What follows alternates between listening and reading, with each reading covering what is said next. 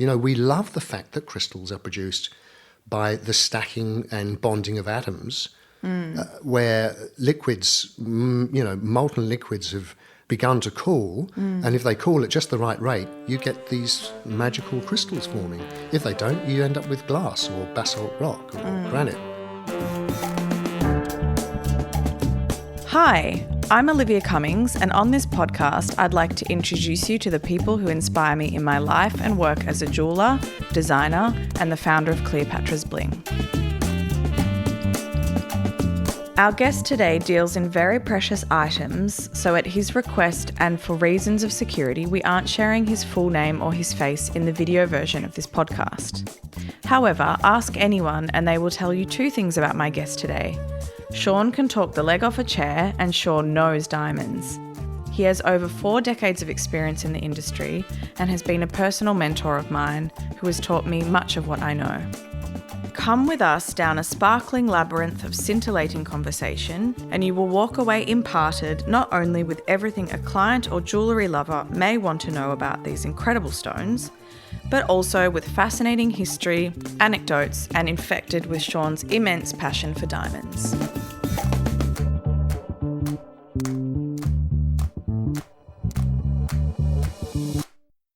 Cleopatra's Bling acknowledges the Wurundjeri people as the traditional custodians of the country where we work and their continuing connections to land, waters, and culture. We pay our respects to their elders and all Kulin Nations people, past, present, and future.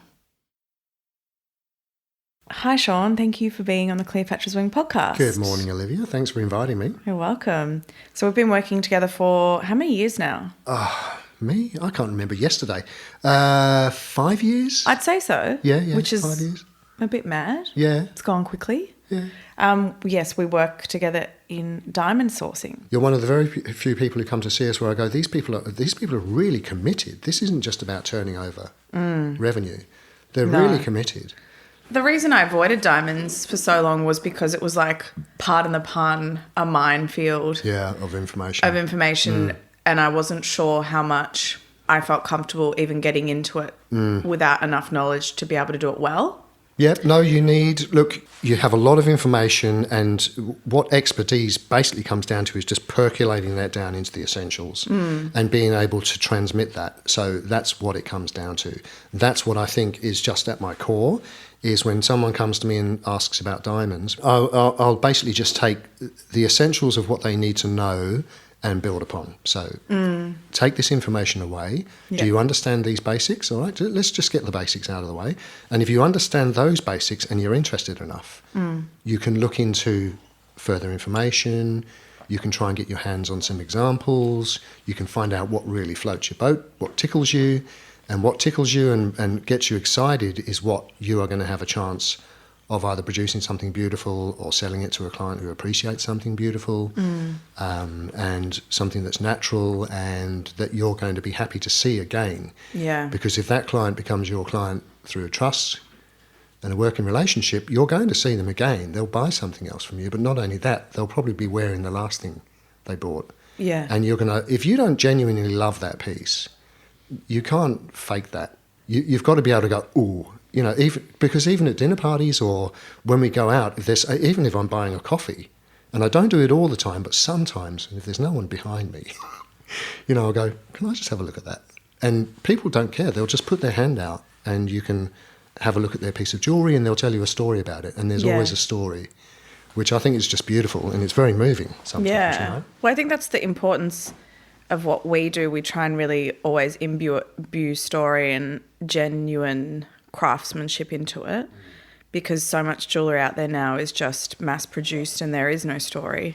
Yeah. And it isn't designed to last. And that's also why sourcing diamonds in the way that we do is so important, because they're, pieces of the earth. They're pieces of the planet. Yeah. And that planet, was created so many billions of years ago. And the place where diamonds are formed is the Earth's mantle is about close to 2,000 kilometres deep. And diamonds are formed at that level about 1,000 kilometres deep. And they were formed billions of years ago. Yeah. And they have taken millions of years from that peridotic mantle, which is in a liquid state, for what's needed to produce the diamonds to percolate down, and for the pressure to be enough for them to produce crystals. You have to have volcanic gas rising at just the right pressure and temperature, and the Earth's pressure coming down to balance that out.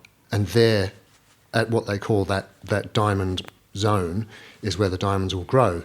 And then at a certain point, they'll be blasted up through a volcanic eruption. But it's not the blast that we think of, hundreds of kilometres an hour. It's actually at about 10 miles an hour. Diamonds are forced up by volcanic gas in something called kimberlite, which is the substance that they're grown in and around. And then they come to the surface. And when they come to the surface, then we can, start to explore them and find them. So there you go, folks. That's the little piece of poetry that explains why Cleopatra's Wing doesn't do lab diamonds. Yeah, exactly. and the inclusions in them tell the story of the creation of our planet, really. Well, this is why I actually quite like inclusions in some stones, not always diamonds, because I think there is something to be said for a perfectly clear diamond. Yeah, you want to be able to see the sparkle. Exactly. But, sapphires, Yep. things, along in that same sort of category of stone. I love to see the inclusions, like party sapphires, the Australian sapphires, if you turn it in the light. But we digress because we're not here to talk about sapphires. Well, actually, no, I think it's a very valid point, and it's inclusive because inclusion, sorry, because sapphires are part of our world. They're just as beautiful. I love diamonds, but I love sapphires. I love emeralds and rubies and all that thing. Yeah, they're beautiful. And when you talk about inclusions, in sapphires, they're called fingerprints, some of them. Yep. And so every fingerprint is individual. And that's exactly what gemstones are. That's what diamonds are. There are no two diamonds the same. Even if they look the same, when you analyse them, they're not going to be the same. Yeah. And they're stunning, I love natural stones for that reason, really. So let's talk about you for a second. Can you tell us about your background and expertise? Because it's quite a lot. Well, I don't know. Yes, I can, without going into a labyrinth, basically, because I think as a person and as a young boy, I've always lived in my head.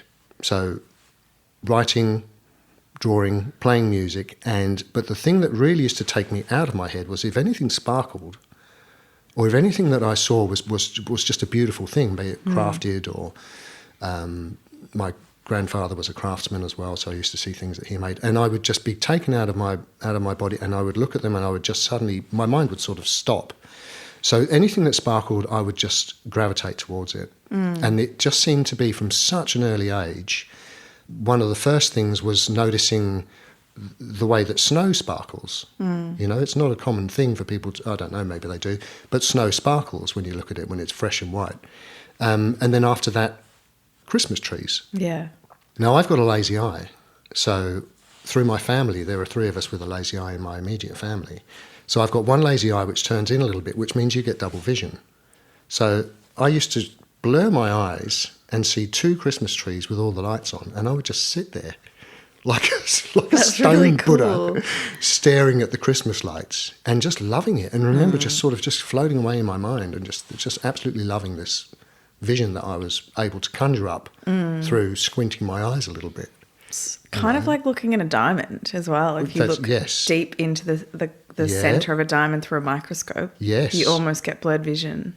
You can. Well, and your depth of field changes. Yeah. But the thing about looking at a diamond too is that if you get it in certain light, you can turn it in a certain way and you can begin to get the beginning of the refraction out of the top. If the crown is at the right angle, you'll get the refraction beginning, so you get the rainbow starting.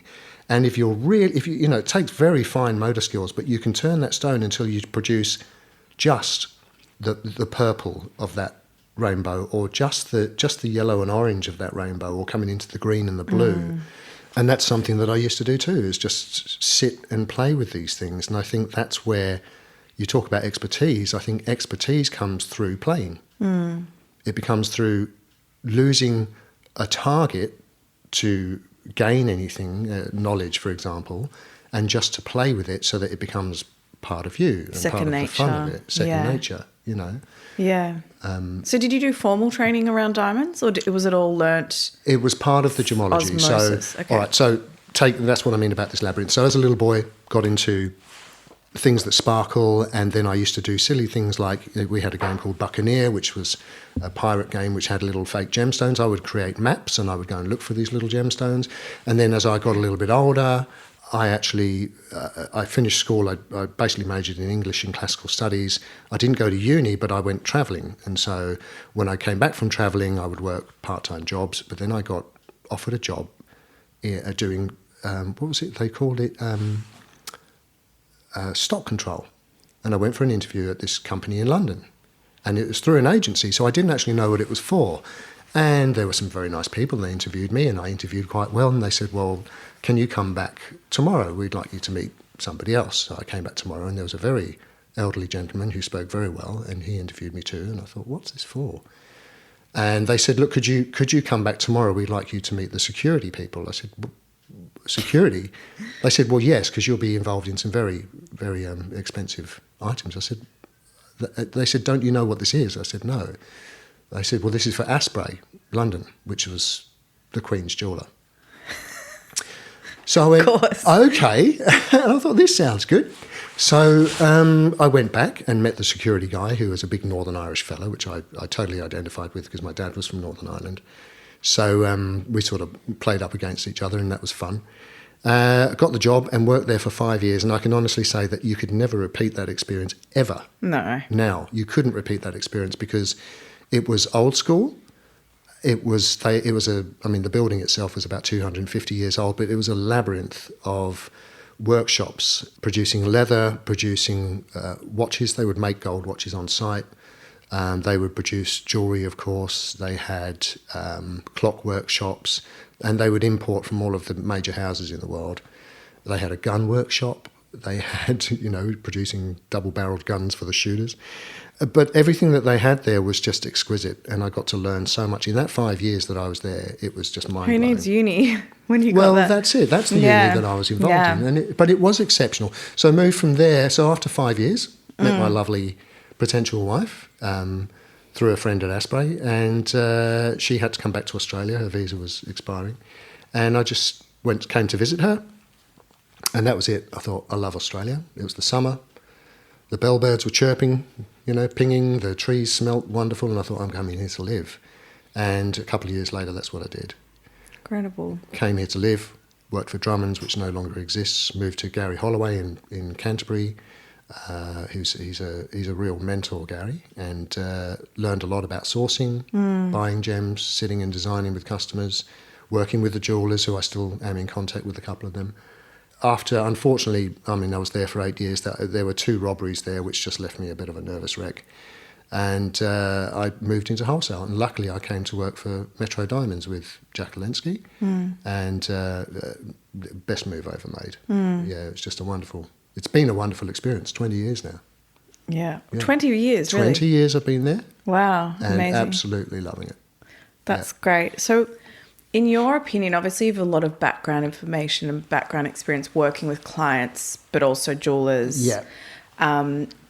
If you were to give some reasons behind why people would consider a diamond over an emerald, opal, any other precious or semi-precious precious gem, what would your main reasons be? Well, I'd say consider them as well as.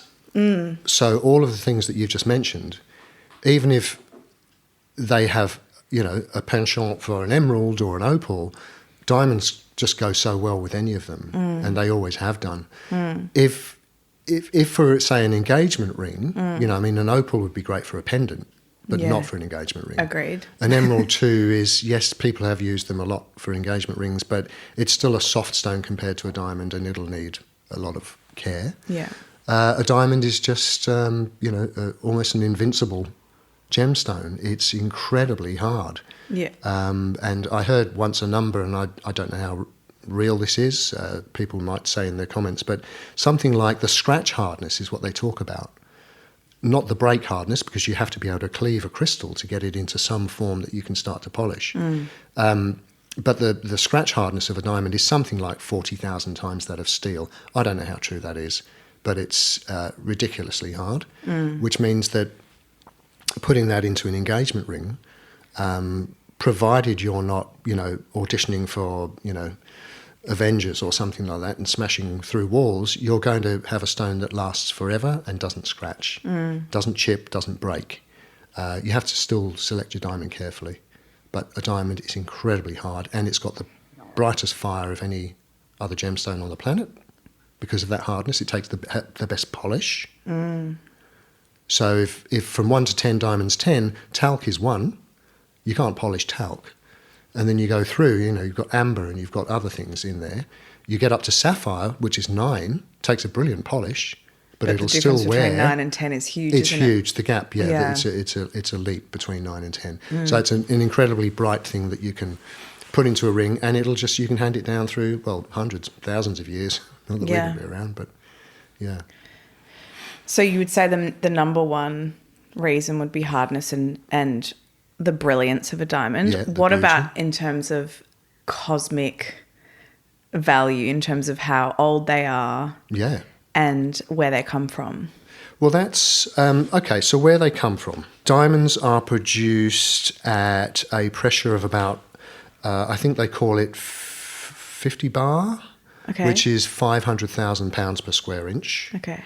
And somewhere between 700 and 2,300 degrees centigrade. And that pressure and temperature has to be constant, and it has to be sustained over a long, long period of time. We're talking millions of years in some cases.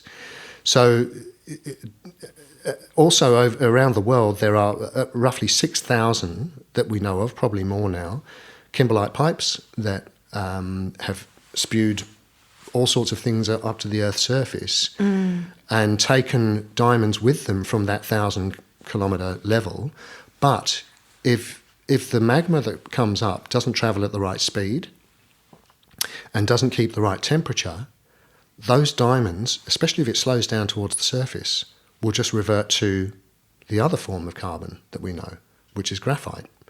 So your pencil lead may in fact at one point been a crystallised diamond, which just didn't quite make it to the surface at the right temperature and the right pressure. Will go up. Yeah, that's right. Yeah. So the fact that this is coming up from the Earth, so we've got a massive core of basically an iron core in the Earth, which is about 75% of the Earth's mass, and then above that you've got this mantle where the iron-rich magma has percolated enough carbon down to a certain level to produce diamonds, and that's come up through a pipe.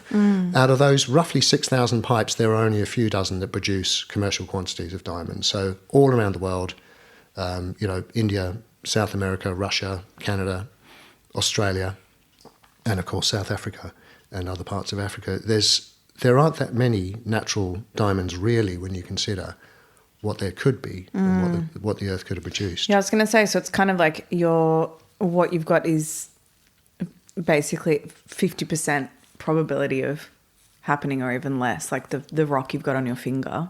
Oh, much less. Much less, yeah. Much less.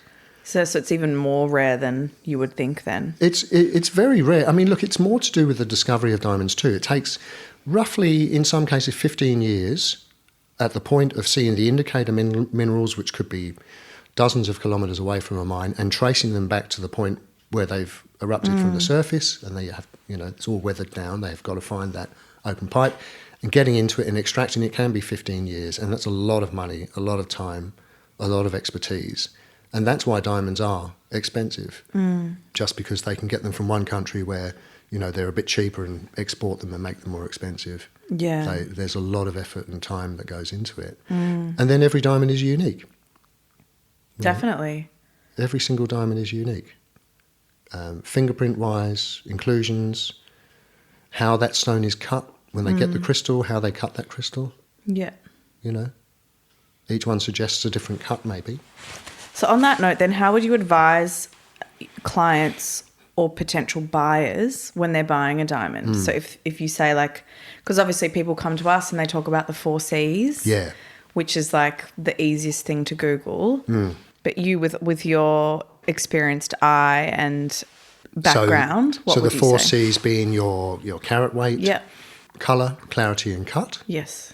Those are the things you absolutely would do well to, get some knowledge of that before you go buying diamonds. Mm-hmm. And it's a table, it's statistics. If we have a crystal of a certain weight, it should be this spread, for example, millimetres. Yeah.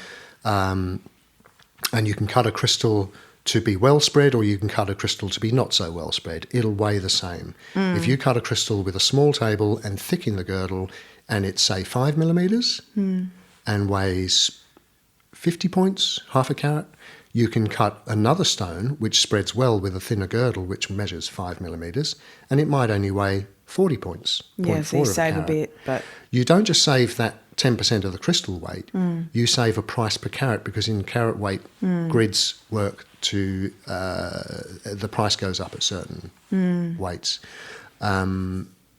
So look for the cut, so look for the diamond weight, look for the cut of the stone, how well is it cut, look for the colour.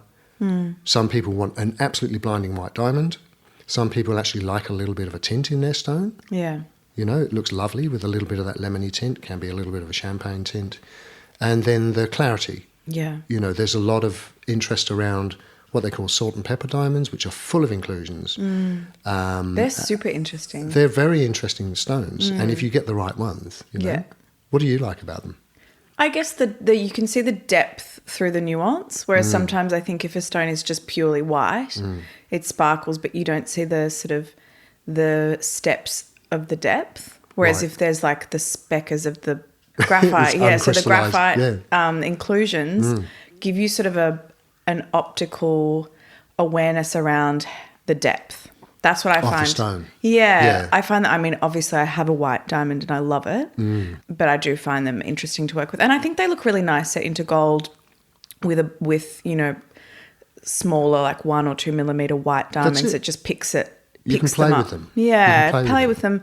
And I think they also just create a really nice unconventional engagement piece. And there are other crystals, even in quartz, which has got dendritic inclusions and all sorts of things which look like seaweed, or it can look like animals, it can look like anything. Oh, I love those. Yeah, like beautiful. The moss agate. Moss agate, all that sort of stuff. Stunning. And that's why the natural thing comes into play so well. So then when it comes to cut, also consider the role that you have in life. I mean, if you're a maternity nurse, you don't want a princess cut diamond with really sharp corners on it and claws.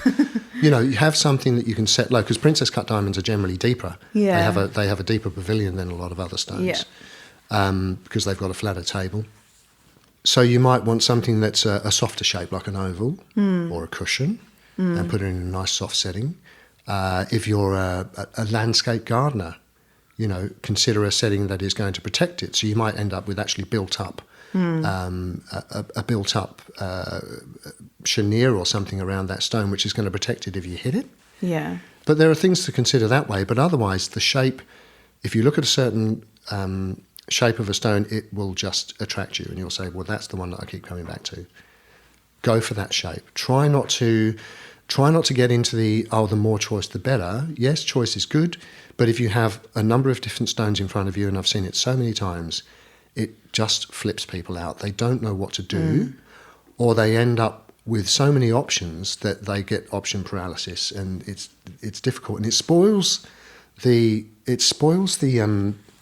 sort of the fun of it all. Get something that you love. You always sort of go back to, I've noticed that when I'm doing consultations, generally the first stone that they're drawn to, they end up going back to. Yeah, because the mind doesn't lie. No. And speaking of lifestyle choices, I just got my rings and I'm remaking I've unset one of my stones that had claws to reset because I'm going to have a baby. Yeah. And I'm like, sharp edges, mushed baby food. Like I need the stone to be set into the gold, easily cleanable. The baby can grab it and not like cut itself on a claw. Yeah.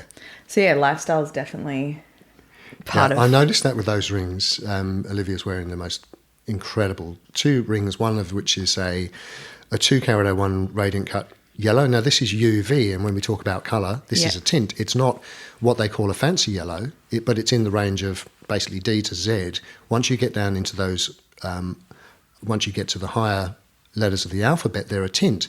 But you don't want a tint that's a dirty grey brown. You don't want... what you want is a lemony colour, and that's what we've chosen in that stone.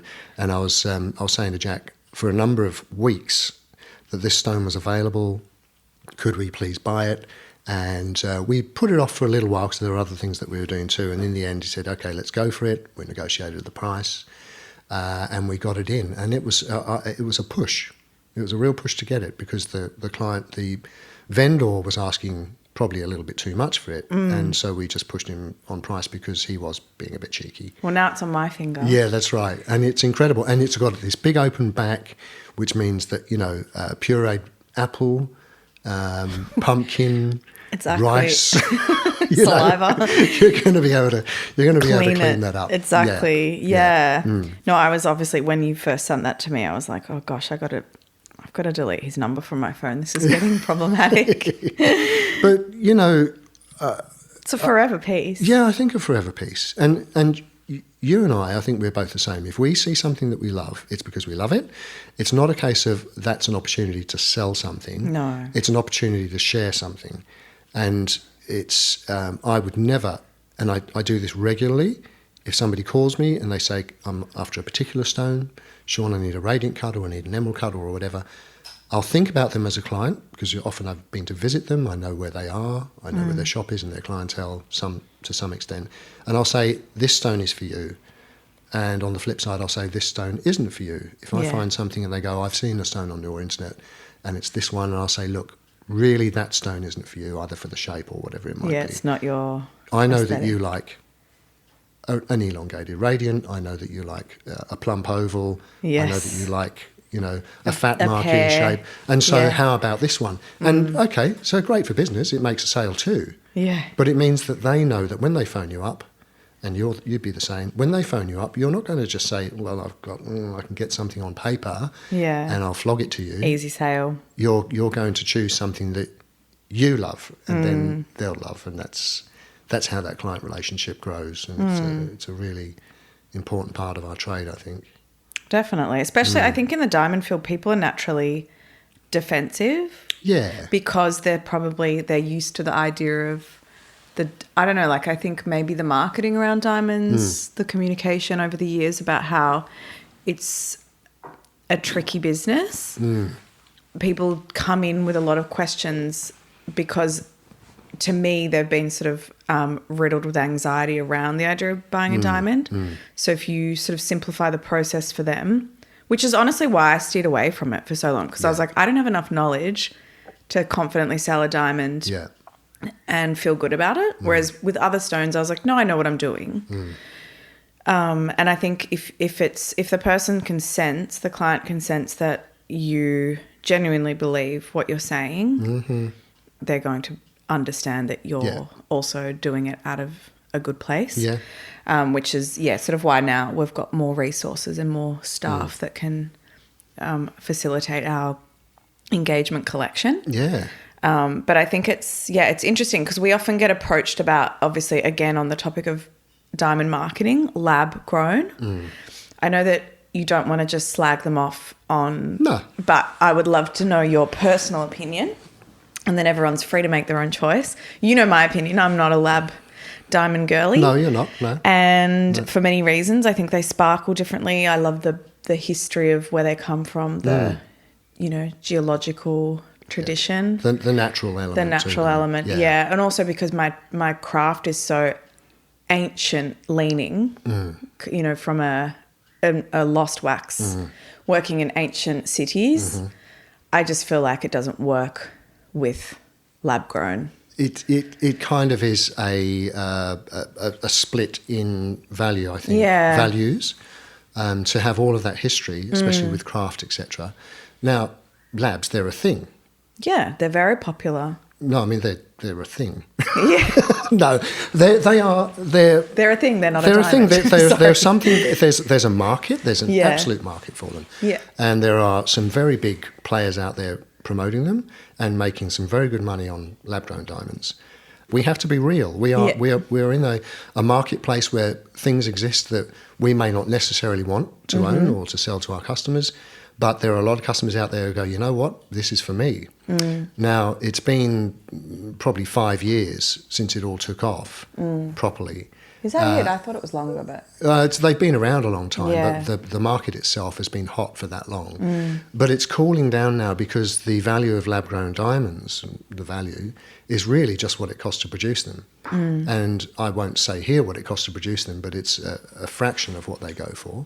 Yeah. And I think people are starting to realise that, you know, once they're in fashion jewellery, it's not something that is realistically going to be considered for an engagement ring for much longer. There are certainly people who will do it. There are certainly people who will want it, and there are other people that say, you know what, I actually want something that carries a little bit more.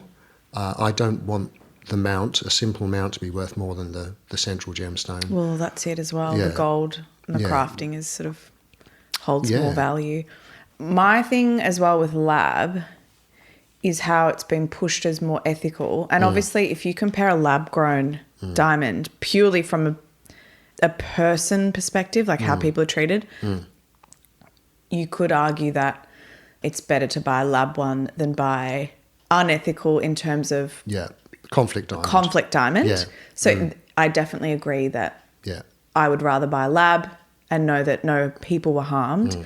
However, the argument that I always put forward is that if you're sourcing an ethical diamond, obviously the Kimberley process diamond, Process. or just in the ones that you've shown me that have the serial number on the girdle that gives you the traceability of it. Yeah. Can you just speak to those elements a little bit more about sort of, you know, traceability of an ethical diamond, Kimberley process? Traceability is something that It's tricky. It still has a way to go. Yeah. There are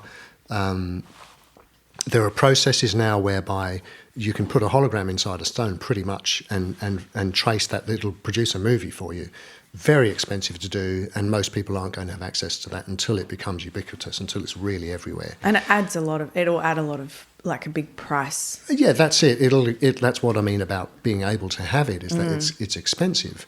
The diamonds that we see every day, a lot of the stock that we have, we rely on our buyers to source from sources that don't source from conflict areas.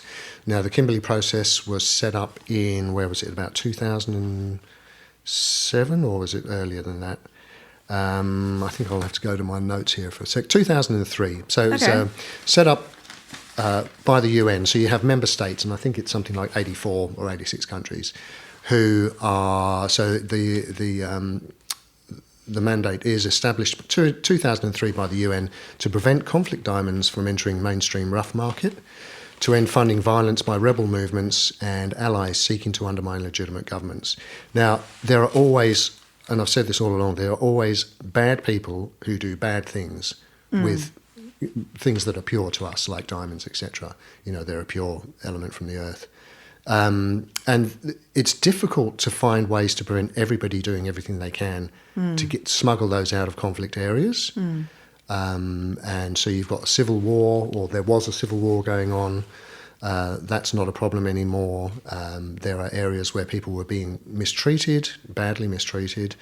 And so you have overseers who now are basically non-government organisations, industry experts, and civil society too, who are tasked with overseeing diamond shipments that come in parcels and ensuring that they're not from conflict areas. So they have to know it's all a hand-to-hand thing. Once they get them ready to export, they have to issue a certificate to prove that they haven't been in a conflict area, and those are sent overseas. Now, even when they're sent overseas, how do they know that that some of those diamonds aren't mixed in, those conflict diamonds mixed in? Well, they take a sample.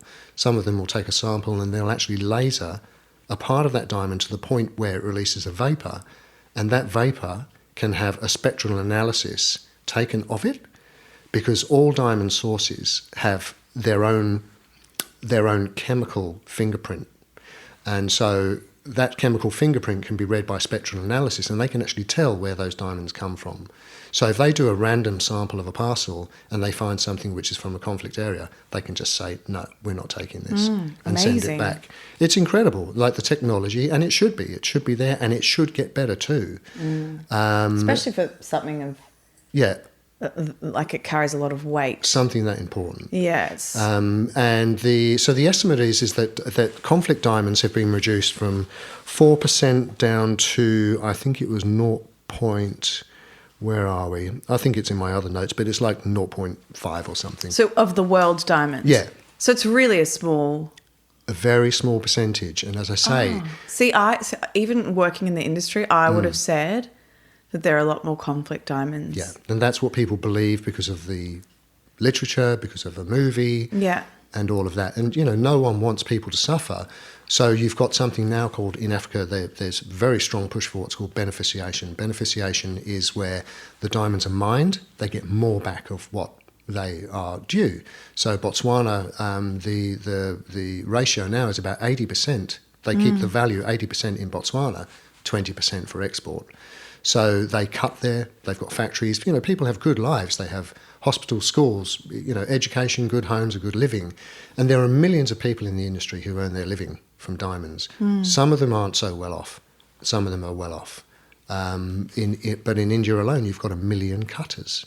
Yeah, India is such a big hub. 1 million polishers there. Most of the diamonds that are polished in India. The big important gems will be cut Belgium. They'll pass through London, they'll go to Belgium. They'll be cut maybe in, New York or somewhere else. Israel is a big colour. But there's a very large percentage of your everyday diamonds go through India, and they employ a lot of people there.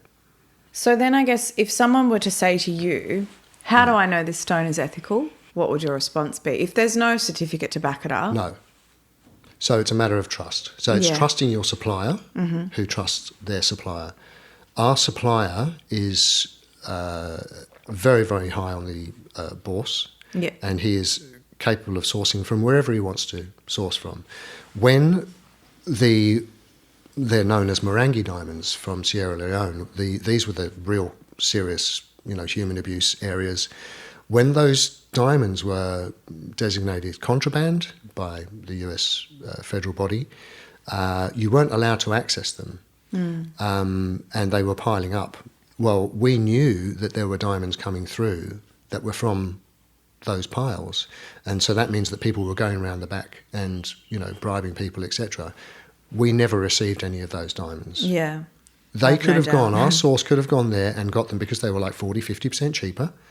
So people were able to buy diamonds a lot cheaper, but they were coming from those areas. So we knew that our sources weren't getting them from there, and that was an absolute bell ringer for us. So we trust them. We know they're ethical people. They only go to the source where they're clean. And for your average person just buying a diamond ring off the internet or... you can buy lots of like loose diamonds on Etsy, for example, I've seen.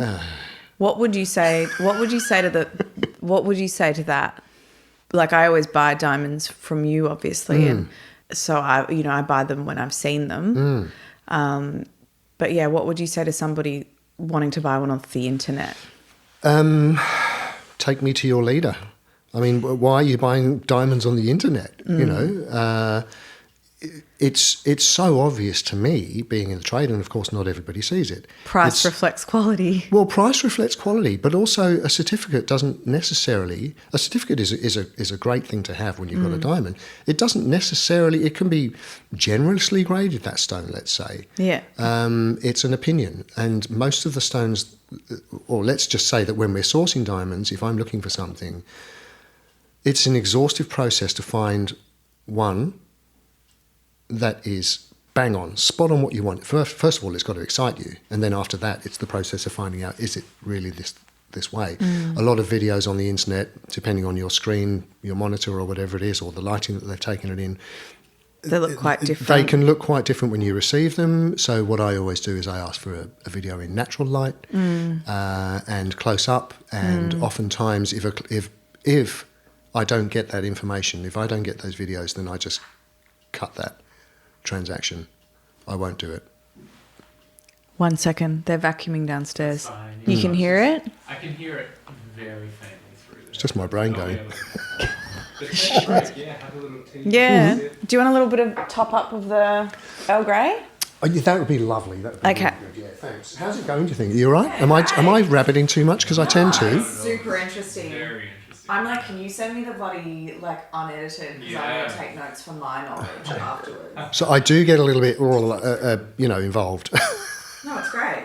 Okay, good. And you can just cut it out. You can just swap things around. We won't be cutting it out. No, I haven't found anything to cut yet. Zoltan is probably like, all right. Beauty. Thank you. And, Yeah. Well, now he's also just like, now he's going to go home and say to his partner, I'm going on Etsy. yeah, he's going to go home and say to his partner, we need $20,000. Yeah. The thing that I wanted to say about lab-grown diamonds, which if we can insert it somewhere, is just to use I always get this word wrong when you're comparing one thing to another. I can never pull the word out. When you're likening something to something else. What's the word? You know what I mean? It's not a comparative. It's a comparative, but it's my mind's going. So it's like saying that if you had Likening? if you had the word would come to me if I wasn't trying to think about it. If you have Van Gogh sunflowers, Yeah. because what the argument with lab grown and why they're saying that they're natural. So lab grown diamonds, you say they're natural diamonds, lab grown. Yeah. On the certificate. This was something, again, that was put forward by the American federal body. They said, yes, you can. And I'm sure they were lobbied very hard by a lot of people. 100%. So you can say natural diamond, lab grown. And people are saying, but it's not natural. Natural is nature. They're saying no. Natural is carbon. You cannot synthesize carbon. It's an element. So it's natural. Right. Well, what if technology was able to produce all of the, exact constituent elements of the paint that was used and the paint and the technique and the brush strokes and absolutely everything about it down to, a micromillimeter to reproduce sunflowers, Van Gogh sunflowers. What's AI? Well, what if you could actually sit and you look at it, right? Yeah. So you're looking at two images, two paintings in front of you, and they look exactly the same, but you know that one of them's the real Van Gogh. And You know what I'm going to say. But you know which one it is. Yeah. And so as you're sitting there looking at these two paintings, the one that is the real Van Gogh is going to raise your blood pressure, get your hair standing on end, make you tingle, and you're going to sit there in absolute awe of what this human being has produced. And you'll move over to the natural elements, natural composition as in terms of what it's made of, and then it's made by a robot, it doesn't matter. And you'll look at that thing and you'll go, I just don't care about this. You can walk away from it. You don't have any desire Sentimental connection. to stay with that thing. So are you saying essentially the value comes from the innate knowing of where a diamond comes from versus the optical? Yes. Diamonds are produced so Understanding. deep in the earth, and to my mind, they've remained so deep in the human psyche, all sorts of crystals. We love the fact that crystals are produced by the stacking and bonding of atoms, where liquids, molten liquids have begun to cool, and if they cool at just the right rate, you get these magical crystals forming. If they don't, you end up with glass or basalt rock or granite, and so the quantities and the locations of these areas where these crystals live underground take a long time to find. They're exhaustive, and they're limited in supply. And yet you can go into a factory producing lab-grown diamonds and it's like a brewery. It looks like a brewery. You've got a massive hangar-sized space in some cases with these funny sort of double pyramid vats. They're enormous things. They produce the pressure and the heat, and over a period of days you'll come out with diamond crystals which look like little sugar cubes. and then they will cut them and produce them into lab-grown diamonds. Interesting. Yeah, In terms of like energy required for that, it would be a lot of energy. So it's from a global warming perspective, it wouldn't be. How can it be? Yeah. How can it be environmentally sustainable? Because if there were solar panel fields producing energy for these, you'd see them from the moon. They would have to be enormous. They'd need a lot. Yeah. They would cover deserts because there are so many of these factories now. De Beers have basically said, and this isn't hanging anything on lab-grown diamonds because, as I say, they're a market, but De Beers tried the experiment with their lightbox jewellery, and lightbox jewellery was made to produce diamond jewellery at a price, and they started that experiment a few years back, and they realised that that the prices were coming down at such a rate they couldn't afford to put it out there. And they've now said, we're going to stop producing this jewellery, and they've bought up two lab-grown factories, and they're going to merge them, and they've said, we will only now use lab-grown diamonds for industrial purposes. Well, industrial purposes and jewellery doesn't quite have that romantic ring about it. So industrial purposes, like the head of a drill? Could be a drill, could be for, I don't know what they do with them, focusing lasers, who knows? Wow. Dr. Evil? But there are many, I'm sure there are many purposes for diamonds in industry, and they would be amazing, and they might even be life-saving. Yeah. Interesting. But in terms of putting it into a diamond ring, it doesn't quite have that connection, does it, with what we know about nature and our love of crystals. It's freaky. Crystals are freaky. Even kids, name a child that didn't have their own crystal collection. Yeah. I think mine is still at my family Little home. amethyst geode. Yeah, everyone had one of them. Some little cluster crystal quartz that was in a form of a rock cut in half that you could put back together. Yeah. It's fascinating from when from the age of, a couple of years old, when you know what it is. Yeah. That it comes from the earth. And you've linked that to your stories with fairies and crystal caves and all sorts of things. And you know what a geode is, don't you? You know that rock that you cut in half? Yeah. Or that's broken in half, and it grows all those little crystals inwards. Yeah. You know what that is, don't you? No. The rock itself is very, very hard surface. Yeah. It's got a lot of iron in it. Usually got a lot of iron in it. That is, and it can be any size. It can be very small. It can be very big. It's basically where the magma's come up and it hasn't quite erupted from the Earth's surface. It forms what's called a plume, and those plumes can be enormous or they can be little bubbles. And they don't break the surface because there's not enough pressure or there's not enough speed. And so as they're cooling, and they can take millions of years to cool down, as they're cooling, the diamond crystals, or not diamond crystals, amethysts, all sorts of quartz, emeralds, everything, they start to form. And it takes a long, long time for that magma to cool down. The longer it takes to cool, the better the crystals that come out of it. And they're all growing inwards, like little fingers. They're like, coming inside that rock.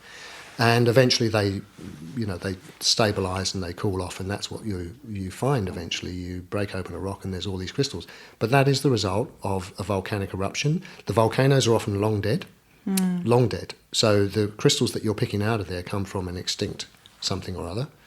And they're just incredible. They're just magic. I loved them when I was a child. I mean, I still do, but I had my little collection that I would play with. So I want to know, what is the most valuable diamond you've ever dealt with? Value in monetary terms, a couple of things I'd like to say. You don't have to tell us necessarily monetary, but even just carats or just even rarity. Rarity. I was once so when I was working out in Canterbury, I got on very well with the. There was a couple of times we used to be on the Argyle panel, which meant that we had access to Argyle diamonds regularly. We would bring pinks in for clients. We would bring pinks in to make into stock. And then one day, the fella who was I won't mention his name here, but he was a lovely fella. He was responsible for taking pink diamonds around the country. At one point, he had a security guard with him, very sort of low key, just dressed in slacks, etc., and a satchel. And he came down to see us and said, would you like to have an evening, and I think Gary at the time had organised this, where you would have a VIP night and you have a cabinet full of pink diamonds. We went, yes, hello. So we had a cabinet which had stacked shelves, so glass shelves, head height, probably chest height, and down further. And we displayed all of these in one cabinet. Had a security guard, had an evening, and had these diamonds ready to go. We still had those diamonds on display, and they were pink diamonds. The cabinet, I think, was worth $1 million at the time, which now they would probably be worth almost 10 times that because of the increase in value in pinks, even more. But a few days later, we were all out the back, and suddenly somebody came in. 2 men came in, No. one armed with a shoddy, one with a sledgehammer, and they just set about smashing the place up. It was the most enormous, incredible sound you've ever heard. Just started belting the crap out of all of these cabinets, wanting to get to the pink diamonds. Well, I've always said that criminals in smash and grab robberies are not the sharpest knives in the drawer. They hit the cabinet which had the pink diamonds in. The glass shelves, we're not using safety glass in shelves, collapsed into the bottom of the cabinet. All the diamonds were underneath shards, massive shards of broken glass. They couldn't get their hands into them. So they couldn't take a single pink diamond. They ended up grabbing a couple of gold bracelets out of a cabinet and tearing off. Gary and one of the jewellers chased them. They got the car number and they were found. Oh my goodness, that was such a roller coaster, that It was story. heavy. I didn't know where you were going to go and tell me that they'd taken all the Argyle diamonds. No, they didn't get any of them, because if they'd have come in, if you think about it, if they'd have come in and they had a shoddy and they said, "Can you just open the cabinet, please?"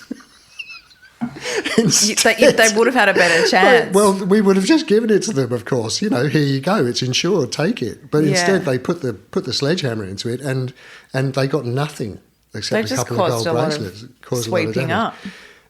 In the same breath, I'd say that one of the most valuable sets of diamonds I've seen is an elderly couple came in one day, and he said, "I'm wondering if you could do a valuation." I said, "Well, let's see what you have."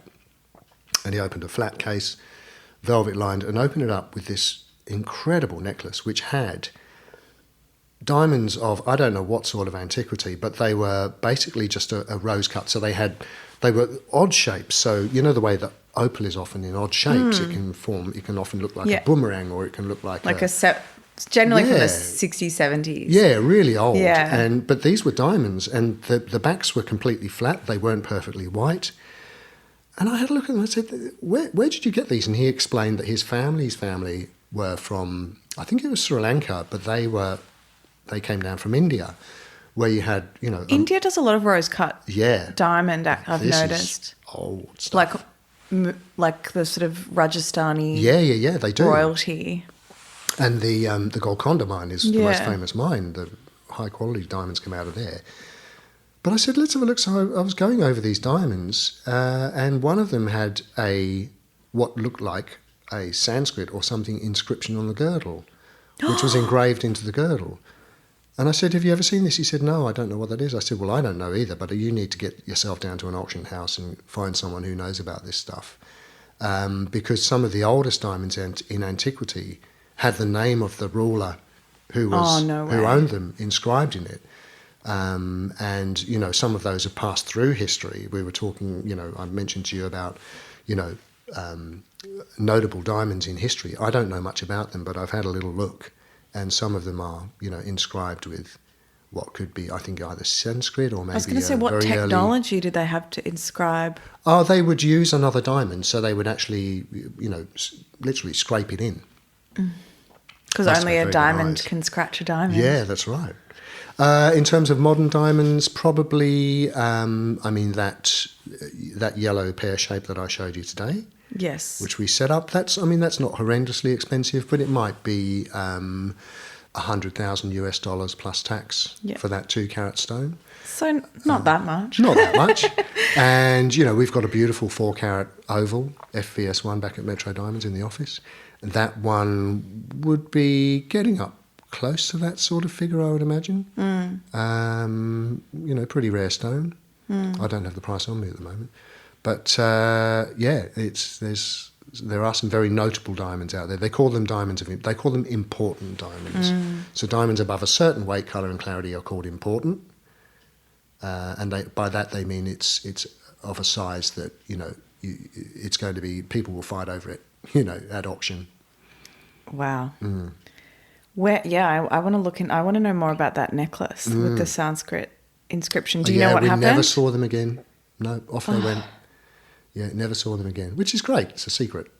Yeah. Since obviously you've been in the industry for over 4 decades now. Nearly 4 decades. Nearly 4 decades, sorry. You're only 40, so it's amazing. 35 years, yeah. Only 40. Thank you. What's kept you working with diamonds? And what keeps me in the trade, and this probably goes back to my grandfather. He was essentially a craftsperson. Yeah. He was a man who would find things and make things out of them. So I remember he would do things like cover his old tobacco tins in leather and then put brass symbols on the front. He was a pacifist because he'd been through the Second World War. He didn't have to. He was from Southern Ireland. He joined up with a mate and he went through the whole war. He was eventually invalided out, blown up in a tank, but he survived. And when he came back, he wasn't a talkative person. He used to demonstrate his love for people with gifts of things that he made. So he would basically avoided people. He'd get up very early where he lived in northwest London, and he would get a bus down to the Thames River. When the tide was out, he'd go and he'd just wander the banks of the river, and he'd find flotsam and jetsam, little odds and ends that he would pick up. And he would repurpose them. He would make objects. He would carve dogs. He would do all sorts of things. And he was a very gentle man who was, who, as I say, he exhibited his love for people and life through craft. And I've always had a sort of an affinity with that. So my twin brother Stephen has definitely inherited his skill for making things. He's an amazing craftsman in the building trade. And he owns a company in London which works with National Trust and very, very high quality. And then, working with people they have an affiliation with proper craft. And by proper craft, I mean taking raw elements and using their imaginations and using their skills, which have been learned over a long period of time, to produce an item of jewellery. Can be jewellery, it can be furniture, but we're talking about jewellery here, to produce an item of jewellery that they absolutely love, that they wouldn't even let go if it wasn't their job, you know. And so they will take that item of jewellery and share it. It is a sharing. Okay, money's changing hands and it's a business and you've got bills to pay, but they're sharing that with somebody. And if your jeweller is a really, really good jeweller, you'll keep going back to them. And if you're a good diamond wholesaler and a sourcer, people will keep coming back to you. So when we source gems. We don't source certificates, we source gems. And then we go through that. So the reason I stay in the trade is, number one, the craftspeople, the people who own businesses like yourself, who when they come to see me, I go, Jack, we've got a live one, you know. We've got a real live one here. She's not about flogging diamonds. She's probably about keeping them. So, yes, block me. My fingers. Block me. But you've got a love of what you do. And you bring people around you who have got a love of what they do and get your infectious love of what you do. So it builds this, it's sort of like a positive loop, and it cycles around. And then everyone that comes into contact with that gets that same infection, and so they want more of it, and it builds and builds and builds. And so you've got skilled people working with rare objects, dedicated to fine craftsmanship, with extended history. So you deal with jewellery from all over the world, and craftsmen from all over the world. Their families may have been creating jewellery for hundreds of years, thousands of years, right? Well, our enamelist in Jaipur, so we've got a couple, Armenians in Turkey and enamel in Jaipur. It's passed down to him, he's Rajasthani, but it's passed down to him through 5 generations, and it came up from Iran through the Silk Roads. Yeah, right.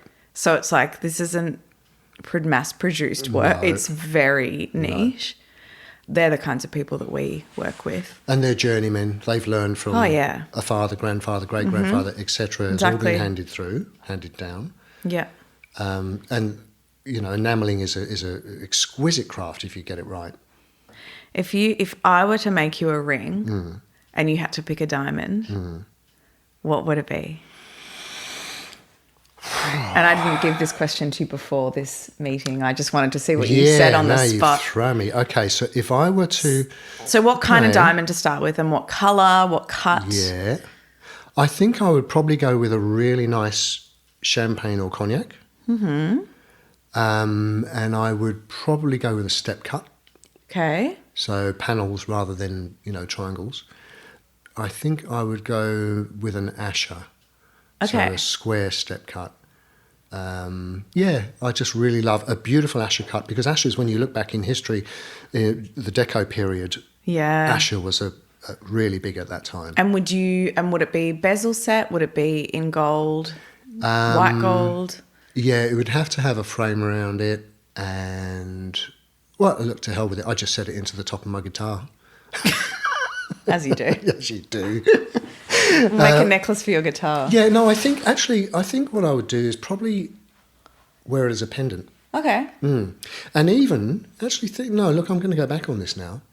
If I were to have a diamond for myself... I also can't believe you don't have like a handful of diamonds, by the way. I know, I just can't... I just have always thought, come on, Sean, we need to get you some big, like, pinky ring. Yeah. I'm a Cap. I'm a Capricorn too. Yeah, I know.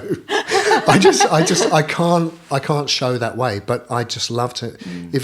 Thinking about it now, if I had a diamond for myself, I would get a rough diamond, and it would be what's called a mantle. And a mantle is a flat version of an octahedra. So an octahedra, you've got a double-sided you've got four-sided pyramid, one on top of the other, or one facing up, one facing down.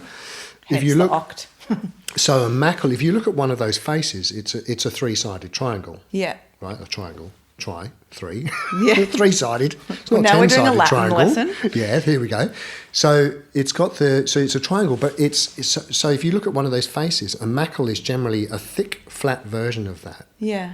And it's often got its original skin before you polish the stone, and that skin can often exhibit the natural marks, the birthmarks of diamond, which are trigons, which are these tiny little triangles which all line up in a row. So imagine a flock of geese. Yeah. And you've got masses of these triangles all pointing in one direction, which is one of the crystal directions. And they look like a fleet of starships, or they look like a fleet of... There was a game in the 80s called Asteroids, and they were shaped exactly like these trigons, and you used to be able to move them around. But when I look at a crystal face like that and I see these marks and these exsolutions, so like ghosts and phantoms of the original crystal, it gets me very excited. And I'd have that mantle on a pendant and wear it sort of close to my heart. So on a, I'll make you one. Just find me the stone. Okay. And it used to be that you couldn't get these things brought into the country. I think now there is a little bit more acceptance. I've got some rough diamonds here on the tray, you can see. Love to see. And they're from the Kimberley, though. They're Australian. Okay. So they're from the Kimberley, the Ellendale mine up in, and one of them is an Argyle crystal, which if you photograph this, you'll see it's a big octahedra. And it's a lovely, lovely stone. And when you look at the face of that stone, it just tells such a story. It's a couple of billion years old, and it could just be an alien. You expect something to sprout out of it soon. It'll talk. Maybe it will. Well, thank you so much. Oh, you're welcome. Thank you. It's very exciting to do this today. Yeah, thanks for being with us. And I'll probably chat to you on WhatsApp about stones later this afternoon, as always. Mm-hmm. Very good. Yeah, we look forward to continuing to work with you. Yeah, well, thank you so much. And it's been lovely working with you because you and your team, absolute gems. And it's the kind of business I like doing. We have a good time. It's a business, but it's fun. Yeah. And it's great. So thank you, Olivia. Thank you, Sean. This has been Season 5 of the Cleopatra's Bling podcast. Our back catalogue of episodes from this season includes some of my very favourites, so why not give it a listen? So we never talk about emotion with food. The most we talk about is maybe, eating disorders, but we don't talk about emotions enough. On some occasions, I've used the term accomplice. as opposed to ally, accomplice. I like that because it reminds me of somebody that like jumps in the fight and not just stands on the sideline.